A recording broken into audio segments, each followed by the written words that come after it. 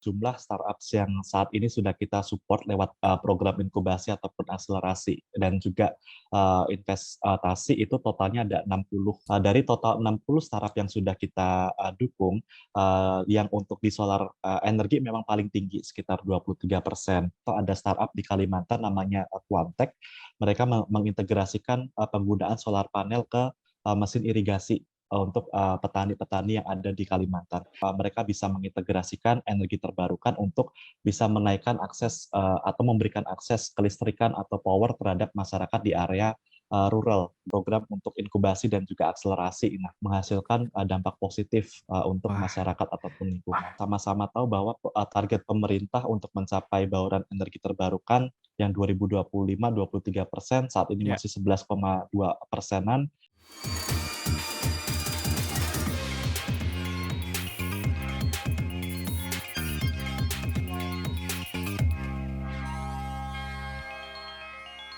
Halo teman-teman pejuang energi, selamat datang kembali di PV Basecamp, platform di mana kalian bisa belajar clean energy teknologi langsung dari praktisinya. Tentunya masih bareng saya Fidel Castro dan juga rekan saya. Halo, saya Ardi. Yes, seperti biasa kita bakal ngobrol dengan tamu-tamu spesial, orang-orang yang berkontribusi dalam perkembangan dan juga pengimplementasian clean energy teknologi di Indonesia. Seperti tamu kita pada episode kali ini, dia dan juga organisasinya banyak sekali membantu clean energy entrepreneurs ya dalam funding, juga mungkin akselerasi dan juga networknya untuk mewujudkan atau membangun startup yang tentunya berimpact untuk clean energy teknologi di Indonesia, yaitu Mas Arief Utomo dari New Energy Nexus. Halo Mas Arief. Salam ya, kenal Mas ya. Ya, salam kenal juga Mas Ardi, Mas Fidel, dan teman-teman semua di rumah. Yes, kita bilangnya pejuang energi nih Mas. Pejuang energi, oke. Kita ada banyak pertanyaan Mas mengenai Nexus dan juga startup, tapi kita mulai dulu Mas dari backgroundnya. Saya ngecek nih Mas di LinkedIn ya, saya ngecek dikit di LinkedIn. Mas ini kan chemical ya, engineering ya. Iya betul, chemical engineering. Dan sebelum di clean energy teknologi itu kerja juga di oil sebelumnya.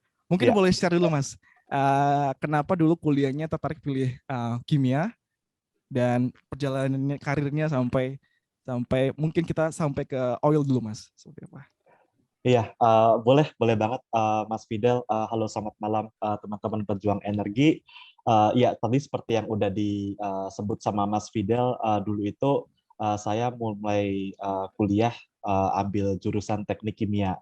Nah, sebenarnya nggak ada alasan khusus sih Mas Fidel sama Mas Ardi ini, karena dulu orang tua saya ngasihnya 2 pilihan, antara kamu mau jadi dokter atau mau ambil teknik kimia, sebenarnya kayak gitu aja. Gitu. Oh gitu ya. Udah diarahinnya. Pernah ada pilihan untuk dokter. Kira-kira sebelum masuk nih Mas ke yang selanjutnya, ini kenapa Mas ada pilihan dokter itu Mas?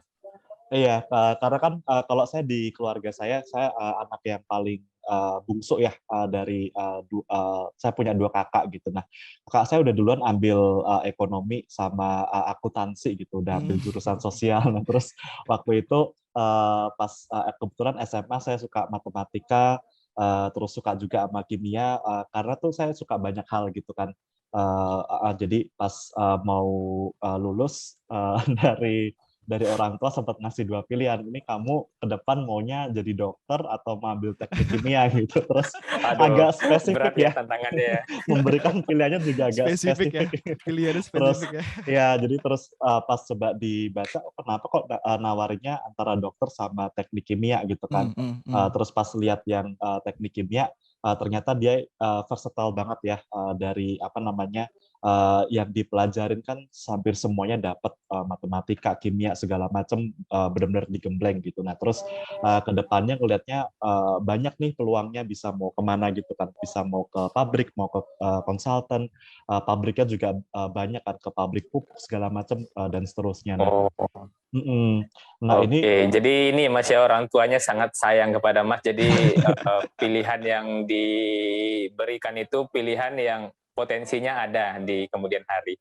Iya, Oke, kurang Nah, lebih terus silakan lanjutkan seperti aja, kenapa itu, Mas. Mas Ardi. akhirnya pilihannya, wah aku mau ambil teknik kimia aja deh dibanding dokter. Pertimbangannya Iya, apa waktu itu? dulu karena sebenarnya saya mikirnya juga simpel banget ya Mas ya. Karena kalau dokter kan ada koasnya ya. Jadi Hmm. lama kuliahnya cuma karena itu aja sih sebenarnya. Jadi ini mohon maaf nggak ada alasan yang keren sama sekali Ya nggak waktu apa-apa. itu. Tapi kalau dari Mas Arief sendiri, Mm. selain pilihan dari dokter dan teknik kimia, ada nggak ya yang sebenarnya Mas Arief tuh tertarik di bidang ini sebenarnya? Oh iya, dulu kan emang suka banget sama kimia gitu waktu Hmm. SMA, tertarik untuk apa namanya, pas ngelihat pelajarannya terus dan matematika tuh menurut saya logikanya just flowing gitu. Hmm. Jadi tadi sesuatu yang mau saya pursue waktu itu, makanya itu sebenarnya salah satu juga alasan kenapa ambil teknik kimia. Nah, sebenarnya yang menarik itu pas udah ngambil teknik kimia, Ya. di tengah jalan itu kan saya ambil teknik kimia waktu itu di Universitas Diponegoro ya. Waktu itu masih belum ada Mas jurusan petroleum engineering Hmm. di jurusan saya gitu. Nah, terus pas udah tahun ketiga itu saya sempat ketemu sama salah satu teman juga yang sekarang jadi teman dekat saya. Dia ambil jurusan geologi. Nah, waktu itu dia sempat ngajakin iseng ke acaranya SPE, Society of Petroleum Engineer gitu kan. Acaranya di Jakarta, dia ngajak untuk melihat conference migas seperti apa gitu. Nah, Hmm. uh, saya kan emang apa namanya in general curiosity saya tuh tinggi gitu ya. Jadi ketika ngeliat hal yang baru, saya tuh banyak explore gitu. Jadi pas di conference itu saya banyak keliling ke booth terus nanya, barulah itu saya tahu istilah drilling, terus kemudian Ya. drillingnya pakai drilling mat, pakai lumpur gitu kan, buat mungkin saya yang belum pernah ketemu tuh kayak amazing kok bisa sih dengan teknologi seperti itu gitu. Makanya dari situ jadi agak kecanduan tuh di Hmm. tahun-tahun ketiga udah mulai udah kagum banget dengan teknologi drilling. Dan waktu itu karena di jurusan kami nggak ada nggak ada mata kuliah kayak gitu, akhirnya kita bikin sendiri kelas-kelas malam gitu, mahasiswa-mahasiswa yang awalnya tertarik untuk belajar ke arah sana gitu. Jadi kita awalnya cuma 2 atau 3 orang yang pengen mendalami ilmu pengeboran segala Hmm. macam atau Hmm. migas. Terus dari awalnya datang ke conference seperti itu, masih naik kereta ke Jakarta gitu ya. Wah. Terus ambil brosur sebanyak-banyaknya gitu. Pas Oke, itu mahasiswa inisiatif ya Mas ya? itu inisiatif ya dulu waktu itu Wow, gitu. luar biasa. Terus koleksi brosur, terus apa namanya ambilin USB yang udah di meja gitu. Lumayan ya Mas ya. Itu Goodie kira-kira bag. brosurnya diapain tuh Mas? Nah, waktu habis di situ kita taruh di base camp himpunan. Jadi kayak kita kumpul kayak gitu. Terus yang tadinya cuma 2 orang, lama-lama kan getting more attention ya. Karena mungkin kita juga bawa goodie bag kan setiap Hmm. setiap selesai Iya. conference. Jadi orang-orang tertarik. Jadi akhirnya Tertarik end sama up goodie bag ya. end up dengan Sama goodie bag.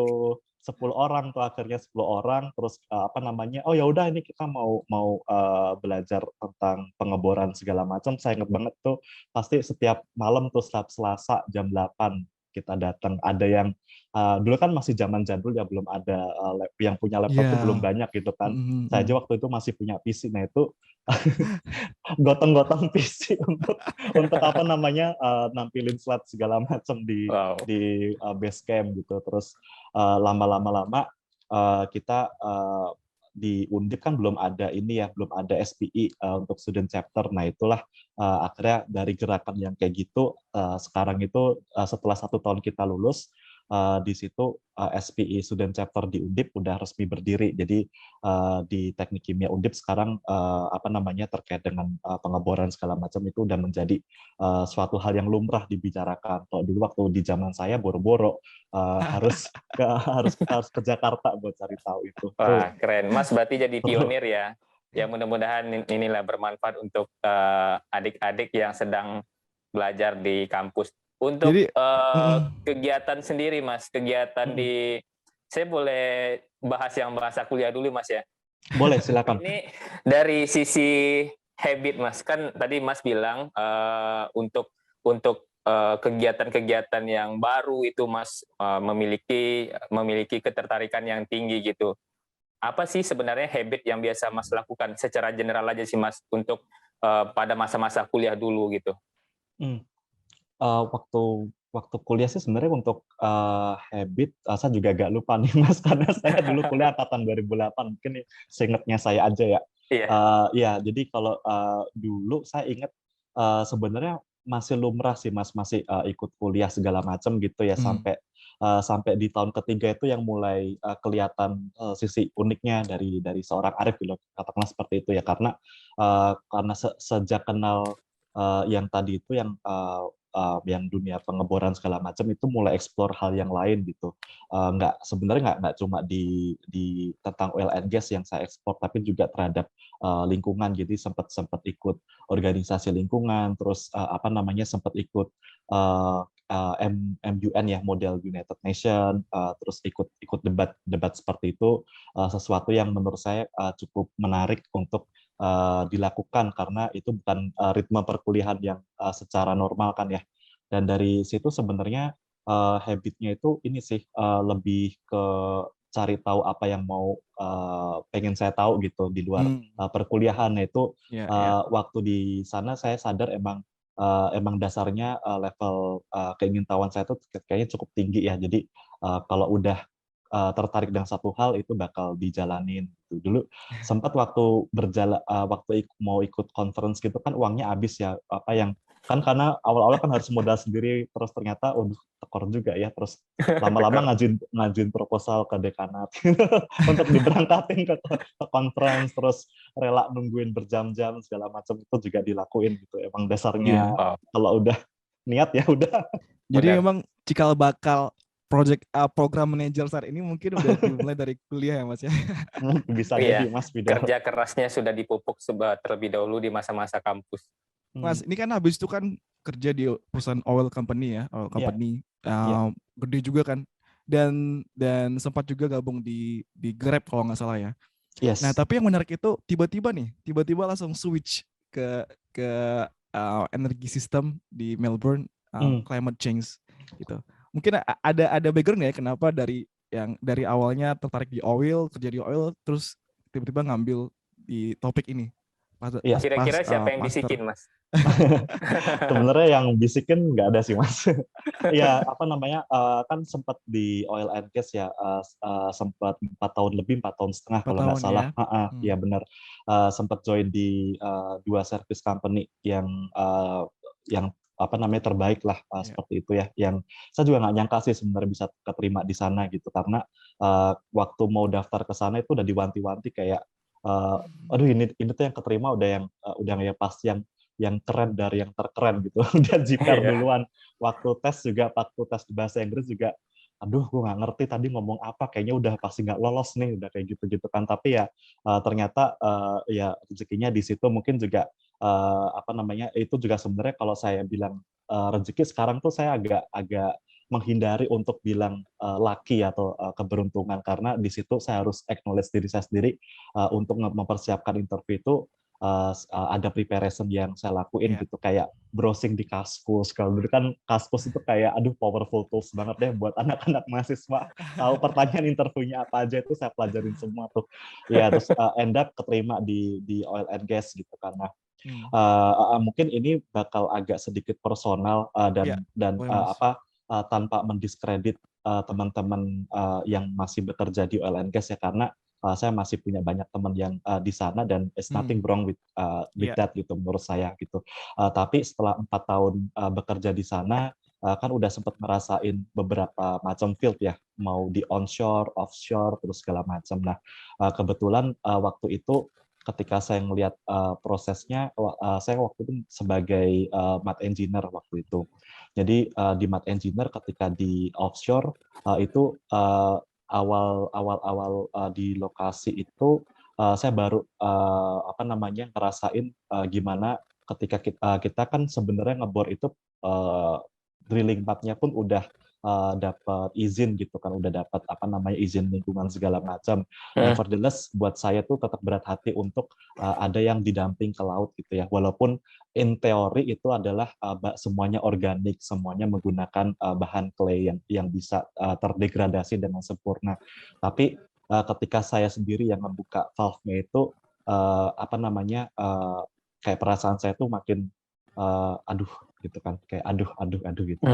Jadi dari yang sedikit-sedikit seperti itu lama-lama kepikiran, dan akhirnya tepat di 2016 itu kebetulan juga pas dengan tren harga oil turun ya, dan saya ngelihat di saat yang sama itu industri digital teknologi itu benar-benar picking up gitu, dan saya ngelihat potensinya sangat besar, dan again itu peak interest saya sih, karena di situ seakan-akan kita tuh lagi ada di bahasanya persimpangan jalan, Mas. Jadi di persimpangan jalan kan, kayak wah ini bakal digital transformation nih, wah ini bakal changing our life course, seperti itu, pikiran saya seperti itu, dan sebenarnya pun waktu di situ memang cita-cita saya ketika karena saya udah nyebur ke energi, dan saya suka dengan fundamentalnya energi, sebenarnya niatan saya itu adalah untuk bisa switch ke yang lebih sustainable, ke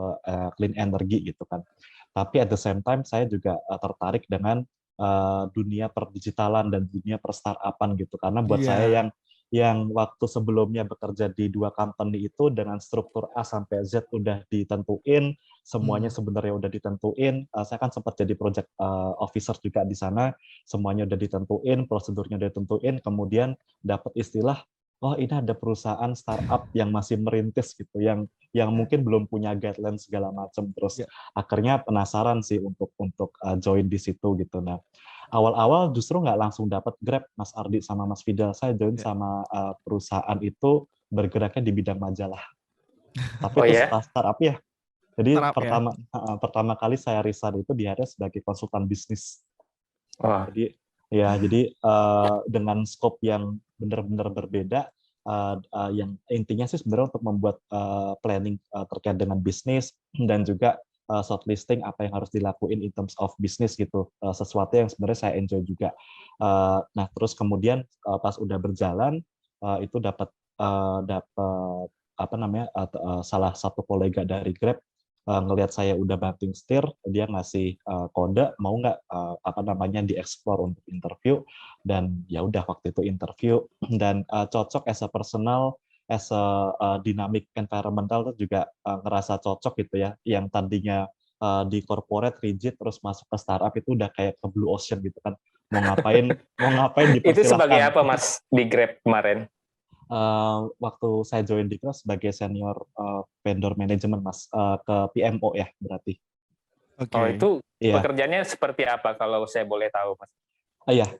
Kurang lebih sebenarnya project management, Mas Ardi, tapi untuk project manajemennya itu yang spesifik berhubungan dengan eksternal. Jadi yang memaintain project yang ada kaitannya dengan eksternal seperti vendor dan lain sebagainya. Nah itu yang saya ditaruh di situ, karena di pekerjaan yang sebelumnya kan mereka melihatnya bahwa saya udah banyak engage dengan orang-orang ya lewat bisnis consultant, dan di situ dimasukin lagi tapi ditambah komponen project management. Nah itu sebenarnya mungkin pertama kali ya saya full time sebagai project management.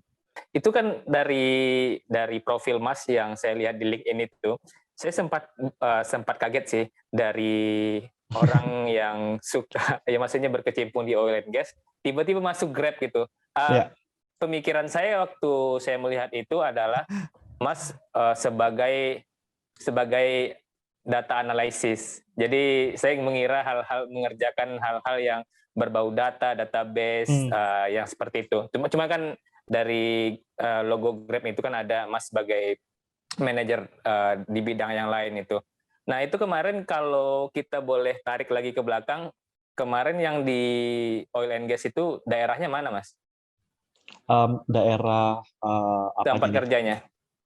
Waktu untuk jadi kan waktu yang di oil and gas itu 4,5 tahun ya Mas ya. Di 2 tahun pertama itu saya sebagai engineer, jadi dirotasi terus. Sempat ke Duri Sumatera, terus ke Kalimantan, terus ke Jawa Timur, Jawa Barat, segala macam tuh dirotasi terus. Dekat dong Mas sama domisili kita. Kita di Riau kan nggak jauh juga, lumayan lah dekat dari Duri ya. Dulu saya di Duri tuh hampir setahun nginepnya di Grand Zuri. Waduh, berarti kalau di Duri udah bisa bahasa Padang dong ya? Saya termasuk yang sering dibully Mas Ardi karena nggak Oke, ngerti-ngerti. Tapi kalau diajak makan Padang paling pertama ya. iya, enak ya. Kolesterol Mas hati-hati. Nah, habis Grab kan itu langsung kuliah ya Mas ya ke Melbourne ya. Habis Grab ya, Ya itu benar. ada cerita kan di belakangnya kenapa pilih kampus itu dan topiknya itu setelah Iya, dari topiknya dari Grab. energi lagi ya. Ya kan loncat-loncat nih Iya. dari Iya. oil terus ke startup Tapi terus apapun yang Mas apa ambil lagi? kayaknya jadi semua nih. Amin. Ya, Amin. sebenarnya itu sih Mas, karena kan mungkin ya ini dia juga ya yang bisa diambil dari pengalaman saya kayak ya untuk apa namanya exploring things itu Ya. memang perlu ya dan itu sebenarnya mungkin orang nggak banyak melakukan itu. Nah untuk kasusnya saya sendiri mungkin saya nggak figuring out semuanya itu di awal gitu. Maksudnya ketika saya udah selesai lulus saya udah tahu saya mau jadi apa kayak the whole lifelong career saya tuh mau ngapain gitu. Nah, itu masih berarti kan saya masih fine tuning untuk pekerjaan yang saya mau ya dari yang tadi menjelang lulus kuliah saya fascinated banget dengan oil and gas. Ternyata pas saya masukin tidak sesuai dengan ekspektasi saya. Terus kemudian masuk ke dunia startup, ternyata sebenarnya itu sesuatu yang saya suka sih. Mas, saya nggak bisa bilang itu sesuatu yang nggak saya suka sih, karena jujur saya suka rasnya sih kalau di startup. Saya suka apa namanya things itu moving very very fast gitu dan itu Ya. nggak tahu kenapa saya sangat menyukai itu gitu. Dan itu di situ cuma memang waktu di Grab saya dapat pengumuman karena sebelum masuk ke Grab itu saya daftar beasiswa untuk ke S2 ya. Nah terus karena pengumumannya lama jadi saya sempat keburu di interview duluan sama Grab dan keburu sign kontrak segala macam. Jadi pas saya masuk itu sebenarnya berbarengan dengan pengumuman dari beasiswa yang saya apply gitu. Nah, terus karena saya sudah terlanjur tanda tangan, jadi kan saya merasa saya sudah komit ke Grab-nya terlebih dahulu gitu. Dan waktu itu saya coba ngobrol dengan beasiswanya, pemberi beasiswanya, dan mereka setuju untuk mendefer 1 tahun. Nah itulah sebenarnya ceritanya kenapa saya cuma 1 tahun di Grab gitu karena memang di waktu bersamaan mendapatkan peluang untuk dapat sekolah. Sebenarnya waktu itu sempat ragu-ragu juga sih Mas Ardi sama Mas Fida gitu. Jadi Kenapa? iya karena kan di Grab saya ngerasa saya udah menemukan apa yang saya cari gitu ya. Ya. Di hal speed saya suka, terus kemudian pekerjaannya juga menyenangkan, orang-orangnya juga menyenangkan. Dan saya dapat mentor di situ yang memang actually care atau peduli dengan personal growth saya and so on gitu.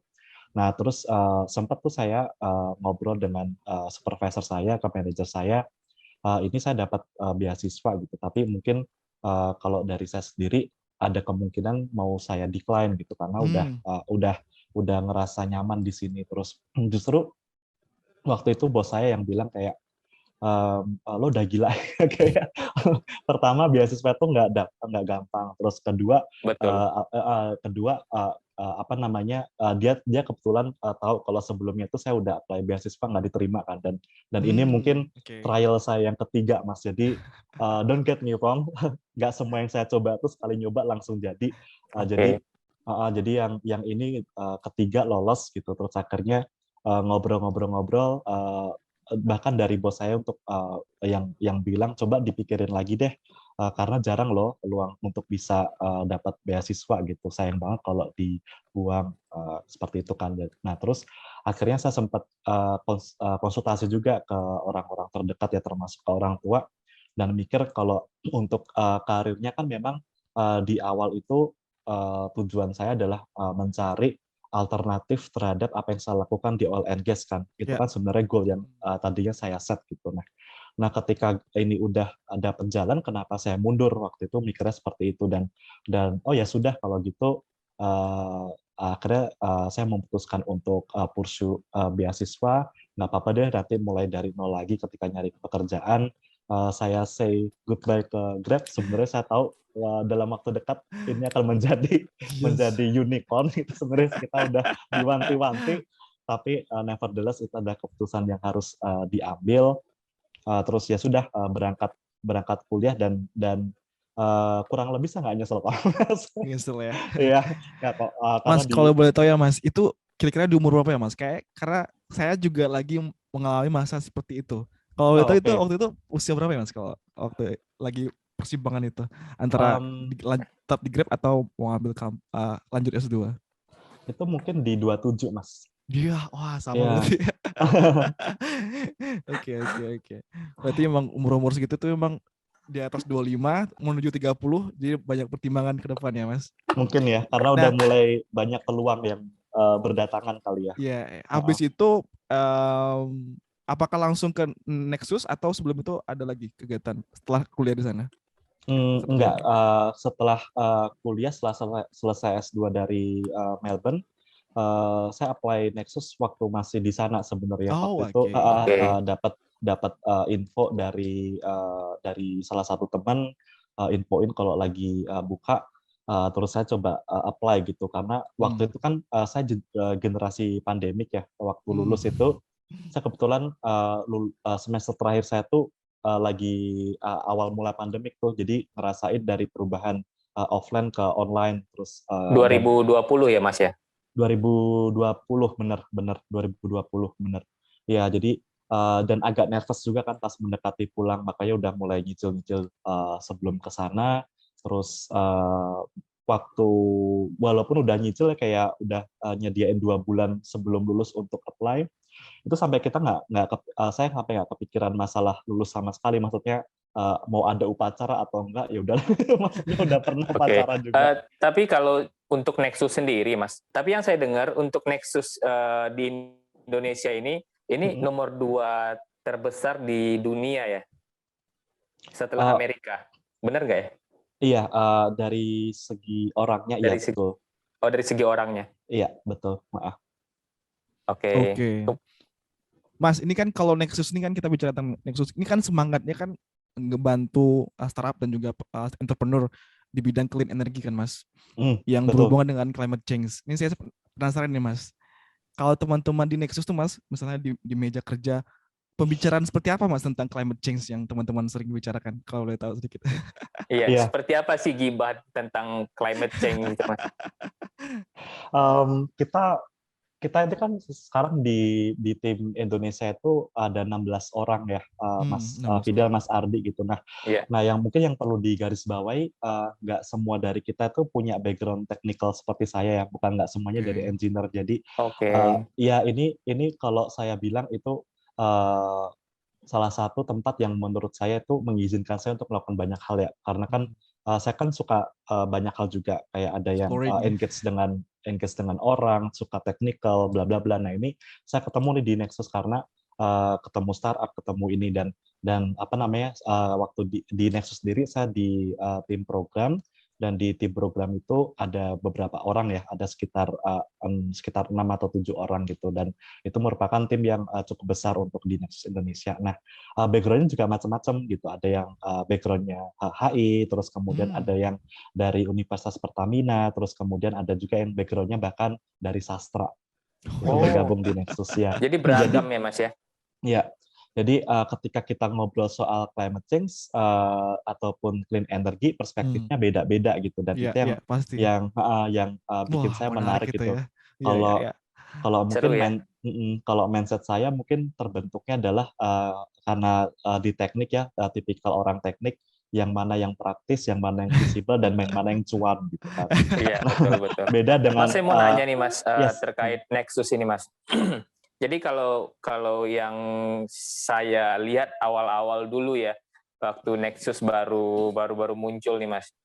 Ini gimana caranya kita memperkenalkan Nexus ini kepada banyak orang, tapi dengan cara yang sederhana Mas. Kadang-kadang masih ada yang bingung nih, Nexus ini apakah sebuah perusahaan atau sebuah NGO, atau aktivitas mereka itu seperti apa gitu. Dan paling penting, sebenarnya tujuan Nexus itu ada, itu apa kira-kira Mas?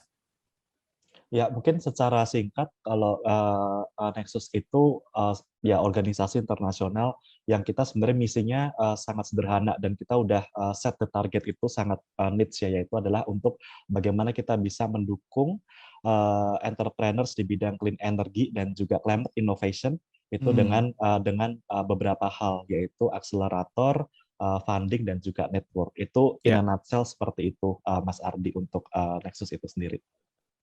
Jadi kalau seandainya ada orang atau ada company atau startup yang baru yang tertarik di bidang energi, itu bisa saja nanti ketika bertemu dengan Nexus, kemudian Nexus bisa mengarahkan dan akan terbentuk satu inovasi bisnis ya, meskipun sumbernya sama ya Mas ya, sumbernya dari energi terbarukan, misalnya contoh matahari misalnya, tapi untuk outputnya dia bisa menghasilkan hal-hal yang lain ya. Karena kan yang paling umum yang kita tahu saat ini adalah company-company di bidang energi terbarukan itu hanya lebih ke ini Mas, lebih ke pemasangan sistem seperti on-grid di rumah-rumah gitu. Tapi kan ada beberapa inovasi seperti PLTS itu dimanfaatkan untuk kebutuhan para petani misalnya. Itu kan satu inovasi mungkin bisa menjadi satu model bisnis juga. Nah, di Nexus sendiri sudah seperti apa Mas inovasinya Mas? Karena demand di Indonesia tentunya tinggi saya rasa. Iya, betul. Iya, jadi kalau untuk jumlah startups yang saat ini sudah kita support lewat program inkubasi ataupun akselerasi dan juga investasi, itu totalnya ada 60, Mas Ardi, yang sudah selesai program ya. Dan apa namanya, kita lagi proses untuk menginkubasi another 5, jadi total 65 sebetulnya. Nah, itulah menurut saya uniknya bekerja di Nexus ya, sebagai inkubator ataupun akselerator. Kita ketemunya dengan beragam hal gitu. Memang benar kalau kita bicara clean energy atau energi terbarukan, itu yang paling familiar itu yang pertama solar PV, yang kedua sekarang mungkin EV ya, yang lagi naik daun gitu. Nah, tapi sendiri di Energi Nexus kita melihat diversity atau keberagaman dari aplikasi yang masuk. Dari total 60 startup yang sudah kita dukung, yang untuk di solar energi memang paling tinggi, sekitar 23%. Nah, terus energi efisiensi manajemen yang tadi Mas Ardi bilang, yang terkait dengan komponen IoT, itu 17%. EV kita menyebutnya sebagai smart mobility, itu di angka 17%. Kemudian ada biomas, biofuel 13%, dan sisanya itu idenya sangat bervariasi, dari contoh solusi microgrid, bahkan ada yang ocean power atau menggunakan teknologi gelombang laut, itu sudah ada juga yang kita support juga untuk dana hibah untuk pilotnya. Kemudian juga ada angin, fintech, itu juga sudah pernah kita support juga. Jadi untuk jenis-jenis solusinya juga sangat beragam ya. Jadi ada yang dia fokusnya ke market B2B atau business to business untuk contoh untuk corporation, ada juga yang ke B2C untuk customer, dan yang menurut saya yang paling saya suka ini adalah startup clean energy ini. Kan seperti yang kita tahu di Indonesia ini kan kita kaya akan sumber daya energi terbarukan ya, dan di situ kita banyak sekali startup yang bagaimana mereka bisa mengintegrasikan ide-ide atau inovasi yang mereka punya di clean energy itu diinkorporasikan dengan bagaimana dia bisa meningkatkan produktivitas dari suatu masyarakat lokal gitu. Kita banyak banget punya contoh startup di bidang itu. Kata kuncinya integrasi. Nah, ini menarik Mas. Integrasi ini kan bisa menyambungkan ya, meskipun kita mungkin awalnya berpikir nggak mungkin ini bisa disambungkan dengan ini nggak mungkin bisa disambungkan dengan ini. Nah, konsep integrasi yang pada Nexus ini seperti apa ya Mas ya? Karena ini menarik, karena di zaman sekarang ini akan banyak mungkin lulusan-lulusan dari perguruan tinggi atau mungkin anak-anak muda yang ya mungkin hobinya ya otak-atik dari sistem PLTS itu sendiri untuk diintegrasikan ke bidang-bidang yang lain. Kan masyarakat Indonesia ini sangat kreatif, Mas. Nah, di Nexus ini gimana, Mas, konsep integrasinya? Ya, kalau untuk konsep integrasi, mungkin kita juga harus memberikan kredit ke startup-nya ya Mas ya, karena kan itu idenya juga datang dari startup gitu. Energi Nexus dalam hal ini adalah menjadi partner inkubasi ataupun partner akselerator kita.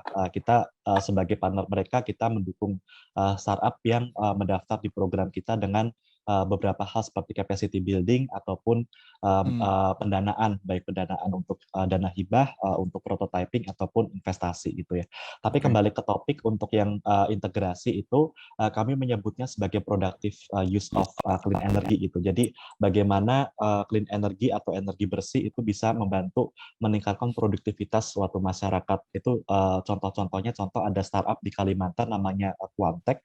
Mereka mengintegrasikan penggunaan solar panel ke mesin irigasi untuk petani-petani yang ada di Kalimantan.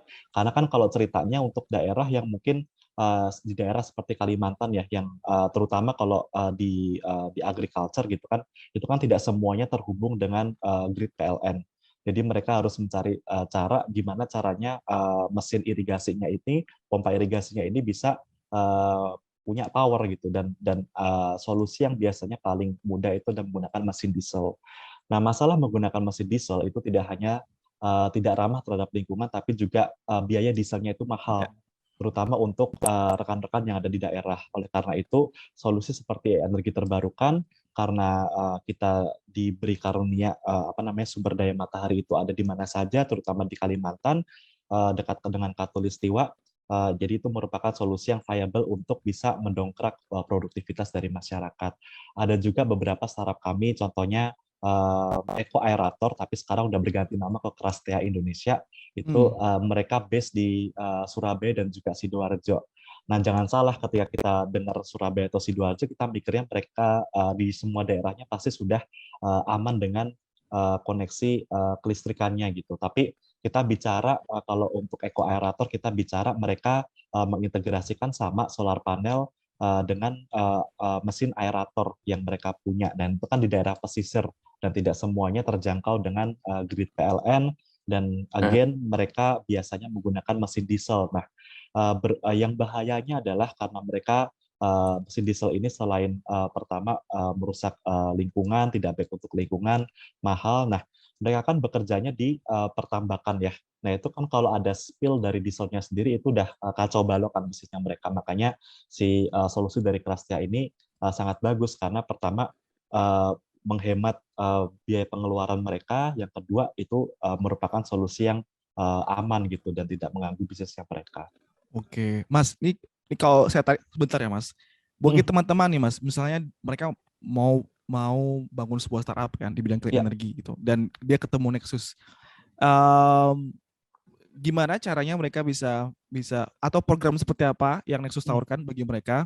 Mungkin dari caranya, terus juga mungkin ada nggak ya selain mungkin solusinya dan mungkin diversity-nya, ada nggak ya kriteria yang misalnya Nexus itu pilih gitu dari startup itu? Mungkin dari foundernya atau yang lain seperti itu, Mas? Ya, kalau untuk kriteria memilih startup, nah ini kita cukup ini ya, pertama dari maturity startupnya sendiri atau tingkat maturity-nya itu kita tidak ada. Jadi itu karena apa? Karena memang programnya Nexus kita banyak, nggak cuma satu gitu, nggak cuma akselerasi, tapi kita ada dari pre-inkubasi, inkubasi sampai akselerasi. Jadi bisa mengakomodasi apapun maturity dari startupnya itu sendiri. Tapi memang ada kriteria yang tentunya menjadi basis penilaian kenapa kok kita bisa menerima, contoh di batch ini kita menerima 5 startup dari berbagai puluh aplikasi gitu. Nah, kalau di Nexus kita melihat ada 4 kriteria, yaitu yang pertama adalah visibilitas dari teknologinya, kemudian timnya, dan kemudian potensi ke depannya, dan juga ada beberapa kriteria yang kita gunakan, Mas. Mungkin untuk jelasnya, saya mohon izin untuk melihat kriteria penilaian. Boleh. Ya. Oke. Ya. Ya, jadi ada 4. Yang pertama inovasi. Terkait dengan inovasi itu seberapa inovatif ide yang disubmit dalam aplikasinya. Terus kemudian visibilitas itu seberapa kita bisa melihat bahwa memang teknologinya itu bisa bekerja. Kemudian tim ini kita lihat apakah tim yang mereka miliki itu relevan, dan yang kemudian yang keempat itu terkait dengan impact atau dampak positif. Apakah memang teknologi dan juga inovasi yang startup miliki itu akan benar-benar menghasilkan dampak positif dan juga menyelesaikan masalah lingkungan ataupun sosial yang ingin dihadapi, seperti itu. Oke, wah ini menarik. Nah, Kalau untuk ini Mas, tadi kan Mas juga bilang ada pre-inkubasi, itu kan ada juga Ada pendanaan juga akselerator, Del ya. ada pendanaan juga Hmm. hibah seperti itu. Nah, itu biasanya Mas berapa lama program dari Nexus itu ketika mereka ada seleksi batch tertentu, terus berapa lama biasanya itu Mas program dari Nexus sampai mereka itu bisa apa ya, nggak tahu output seperti apa yang dicapai dari program tersebut Mas, kalau boleh tahu. Ya, jadi kita kan ada beberapa program ya, untuk yang mungkin saya jelaskan sedikit terkait dengan Ya, boleh nih overview Mas. programnya. Bagi yang belum tahu Nexus kan mungkin boleh sharing dikit Mas tentang Iya, program-programnya. jadi kita ada 3 track program yang berbeda Mas untuk program yang kita berikan capacity building ke startup. Yang pertama itu pre-incubation. Pre-incubation seperti namanya itu adalah track sebelum program inkubasi yang kita berikan. Nah, untuk pre-incubation ini sebenarnya program yang cukup unik karena kita hanya dedikasikan trayek pre-inkubasi itu untuk tim yang berada di luar Pulau Jawa. Gitu. Oh, Ini oke. ya dan biasanya kita berikan kepada teman-teman startup yang memiliki misi untuk menyelesaikan permasalahan dalam energi akses gitu. Biasanya adalah bagaimana cara mereka bisa mengintegrasikan energi terbarukan untuk bisa menaikkan akses atau memberikan akses kelistrikan atau power terhadap masyarakat di area rural gitu di luar Oke. Pulau Jawa. Kenapa kita berikan program khusus? Jadi ini berdasarkan hasil lesson learned dari kami juga ketika kita berinteraksi dengan rekan-rekan startup dari Pulau Jawa, kita memang merasakan ada gap pengetahuan terkait dengan bagaimana bisa membuat suatu problem solution yang jelas, kemudian bagaimana cara mengidentifikasikan market yang jelas, dan juga hal-hal yang terkait untuk bagaimana bisa membuat suatu inovasi itu menjadi sesuatu yang komersil. Nah, di sini tujuan kami untuk memberikan pre-incubation ini adalah untuk memberikan knowledge yang cukup kepada rekan-rekan startup yang berada di luar Pulau Jawa yang memiliki misi energi akses itu supaya bisa mendalami terkait dengan bisnis modelnya. Jadi kita akan membantu mereka dalam rentang waktu 2 bulan, di mana kita akan bersama-sama sebagai startup dan juga mentor mengeksplorasi terkait dengan bisnis model. Kita akan melakukan eksplorasi dalam hal itu, kita akan lihat problem dan juga solution statement-nya, apakah saling berhubungan, apakah memang dengan solusi tersebut akan menyelesaikan permasalahan, dan kemudian kita lihat teknologi visibility-nya itu seperti apa. Nah, dan biasanya untuk yang startup bergabung di pre-incubation itu mereka masih on the way untuk prototyping ya. Nah, itu kita juga akan bantu bagaimana mereka bisa merencanakan prototyping-nya itu dilakukan seperti apa. Nah, itu yang kita lakukan dalam 2 bulan, Mas. Karena model mentoring di Nexus itu kita akan ketemu setiap seminggu gitu. Jadi cukup intens ketika sudah bergabung di program. Oke. Ini saya mau tanya nih, Mas. Boleh, silakan. Untuk yang ingin gabung ke Nexus misalnya, ini ada faktor ini nggak Mas? Ada faktor keotentikan ide misalnya. Karena kan kalau kita mau masuk, misalnya nih, kalau saya mau masuk Nexus, kemudian saya cari referensi Nexus yang ada di luar misalnya seperti Amerika, kemudian saya pelajari, kemudian saya adopsi, karena di Indonesia ada kebutuhan yang sama mungkin. Itu kira-kira gimana Mas? Apakah itu ada batasan-batasan nggak Mas? Atau asalkan terkesan inovatif, itu langsung bisa menjadi satu kriteria yang diterima di Nexus? Iya. Nah, itu terkait dengan replikasi ide sendiri itu merupakan sesuatu yang sebenarnya sangat wajar ya dilakukan. Karena kan dengan apalagi kita berada di era transformasi digital seperti ini ketika udah semuanya hampir udah dieksplorasi gitu kan.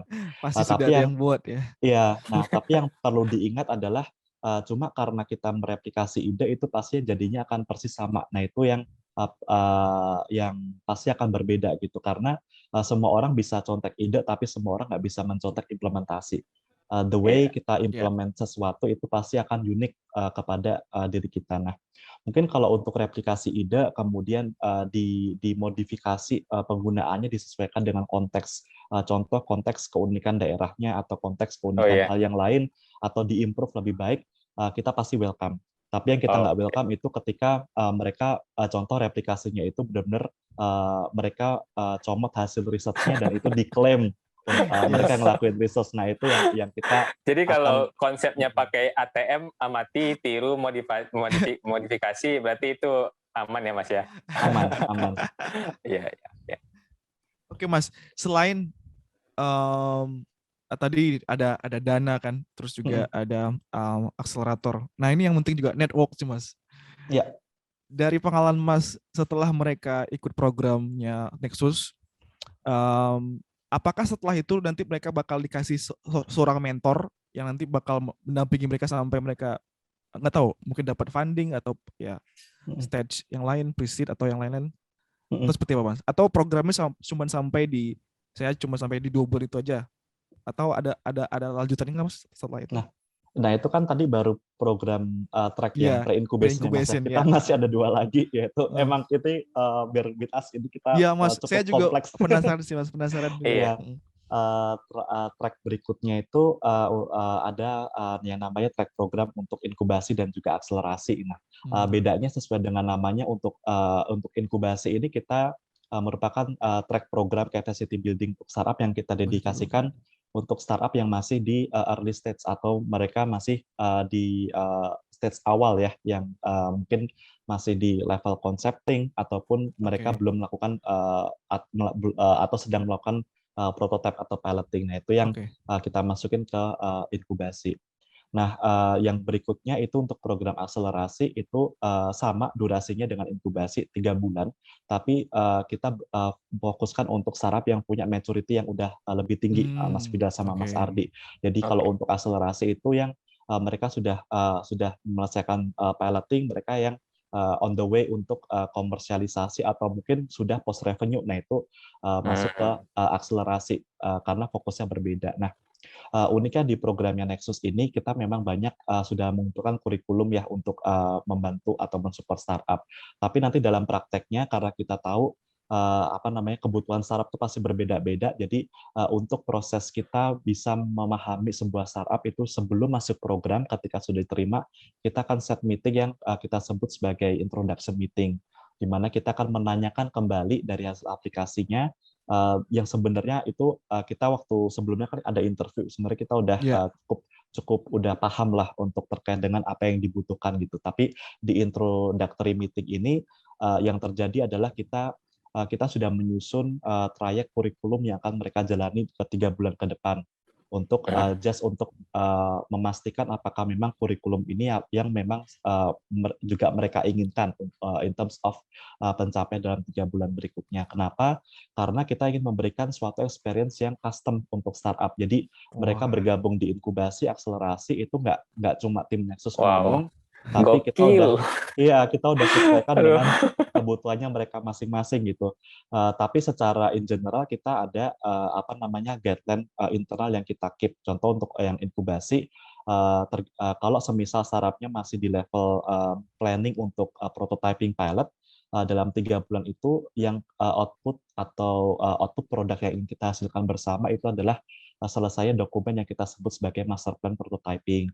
Dalam 3 bulan kita akan challenge mereka terkait dengan teknologi visibility-nya gimana, terus kemudian nanti kalau pilot itu apa aja yang perlu disiapkan dari mitigasi, dari metode interview. Nah, itu sesuatu yang mau kita prepare. Tujuannya ketika mereka sudah selesai program, mereka bisa bawa dokumen itu sebagai guideline untuk mereka ngelakuin prototyping. Nah, kalau untuk yang kurang lebih seperti itu. Wow.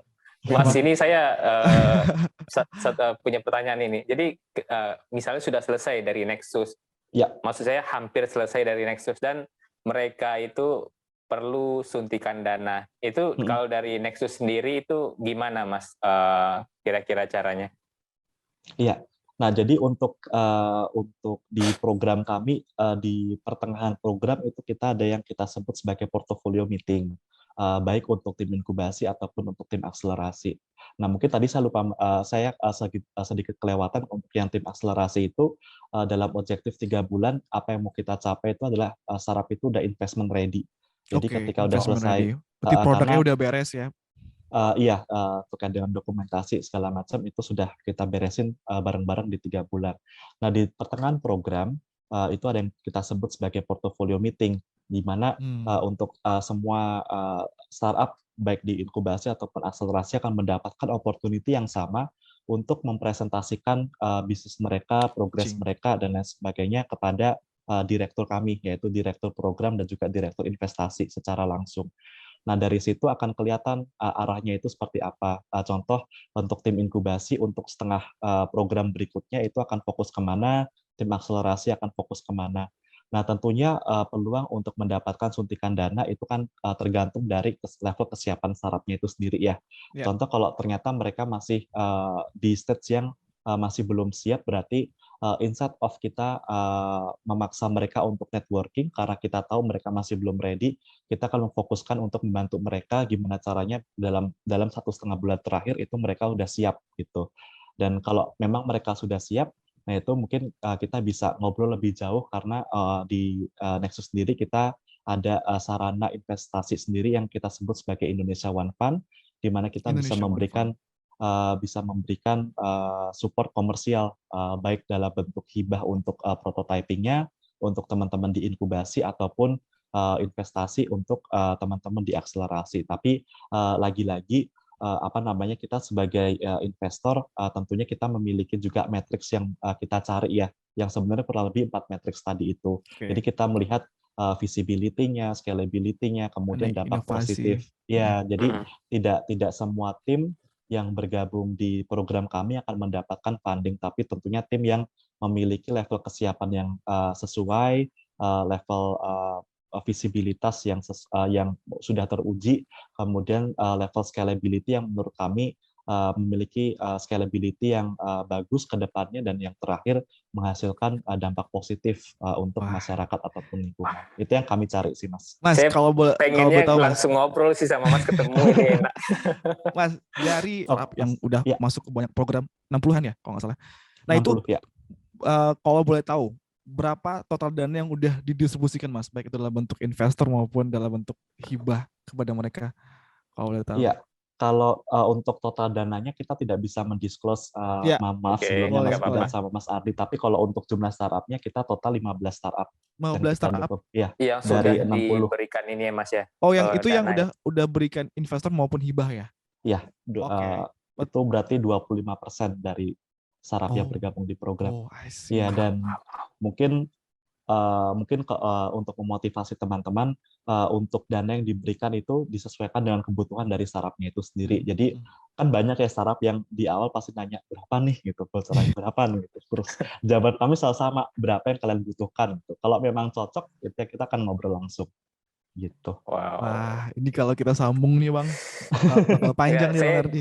Mikirnya gini loh, kalau jadi Mas Arif yang di Nexus misalnya kan, saya melihat berbagai macam startup itu 60 startup aja dengan berbagai macam model bisnis, kita happy ngeliatnya. Oh, ternyata ada banyak model bisnis yang bisa diterapkan dengan sumber dayanya itu energi terbarukan atau clean energy. Innovation.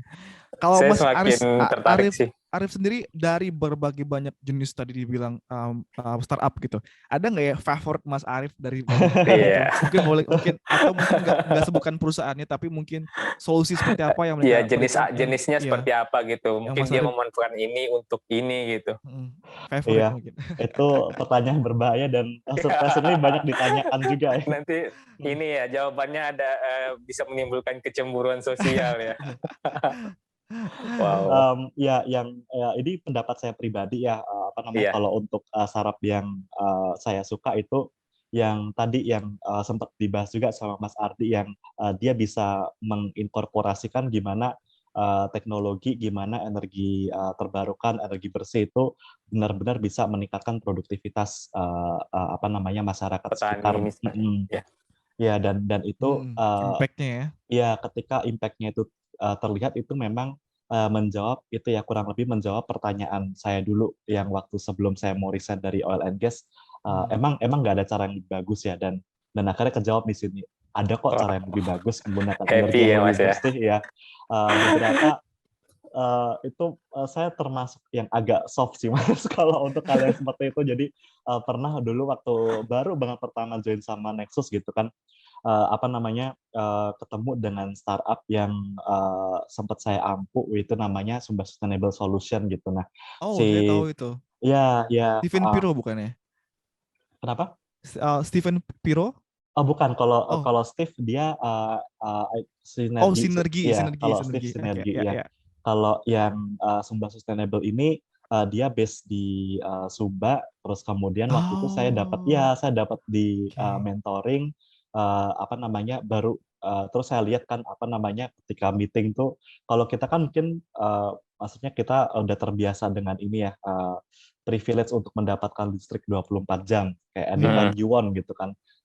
Nah, kalau di situ waktu dengar ceritanya itu bahkan masih banyak desa di sana. Saya ingat waktu itu mereka nyebut sekitar 500.000 rumah tangga itu di Sumba itu ketika udah lepas jam 6 udah nggak punya akses terhadap listrik gitu dan Itu mereka jam 6 pagi atau sore, Mas? 6 sore 6 sore. 6 sore sampai Oke. pagi ya. Jadi mereka untuk penerangan itu menggunakan masih lampu yang pakai lilin yang kerosin ya. Itu kan kerosin kan sebenarnya juga yang pertama mahal, yang kedua juga nggak Bikin bagus. hitam dinding ya, Mas ya?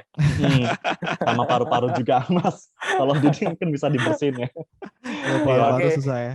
Mas, dari Mm-mm. berbagai macam ini, Mas, berbagai macam startup yang Mas sudah lihat juga, Mm-mm. saya mau tanya nih, pertanyaan template kami, Mas. Bekerja atau berkarir di energi terbarukan itu bisa menjanjikan nggak, Mas? Untuk dari sisi materi, Mas. Mm. Atau memulai startup Karir di juga. bidang ya, memulai perusahaan sendiri.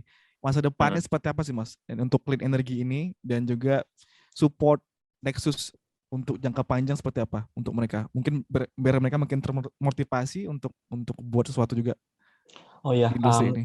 iya, ya, ini menurut pendapat saya dari apa yang sudah saya observe sendiri, menurut saya untuk sektor clean energy dan juga climate innovation itu kan masih hijau ya untuk di Indonesia.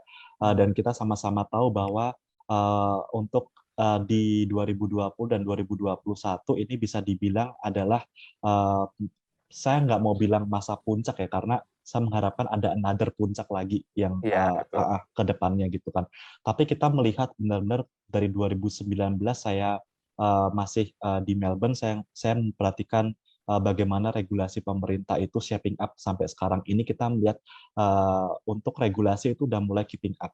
Jadi apa namanya dari 2019, 2020 yang mungkin waktu itu kita sempat rame yang skema BOOT yang transfernya itu dihilangkan itu Transfer kan bilang kan. benar-benar menjadi sinyal yang positif. Kemudian di menjelang 2021-an kemudian apa pemerintah dan juga PLN mengumumkan bahwa untuk transfer energi terbarukan ke grid PLN itu udah 100%, tadinya cuma dihargai 85%.